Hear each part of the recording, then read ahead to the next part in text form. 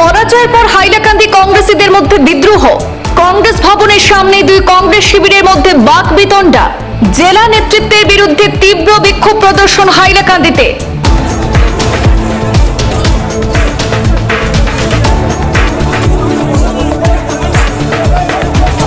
প্রত্যেক ভোট কেন্দ্রে polling agent প্রদান না করার বিষয় নিয়ে শুরু হয় প্রতিবাদ। একসময় কংগ্রেস ভবনের সামনেই দুই কংগ্রেস শিবিরের কর্মীদের মধ্যে বাকবিতণ্ডা শুরু হয়।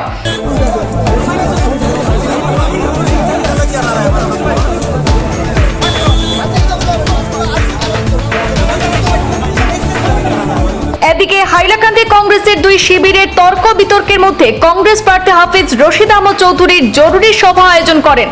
সভা শেষে সাংবাদিকদের সাথে কথা বলতে গিয়ে তিনি জানান যে এই বিক্ষোভ কংগ্রেসের জন্য ভালো সংকেত বলে দাবি করেন।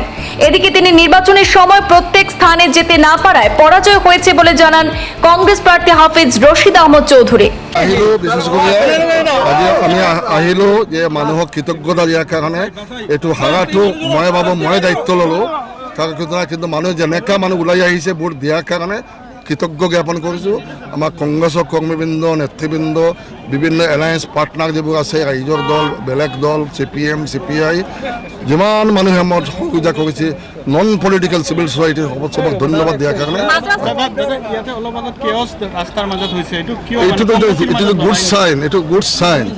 কংগ্ৰেছৰ মানুহে ইমান আশা কৰিছিল, কংগ্ৰেছ মই জিকিব পৰা নাই, এইটো গুড চাইন। সংগঠন কংগ্ৰেছৰ প্ৰতি মানুহৰ মহব্বত আছে, মায়া আছে, দগত আছে, যাৰ কাৰণে এইটো কৰিছে মানে।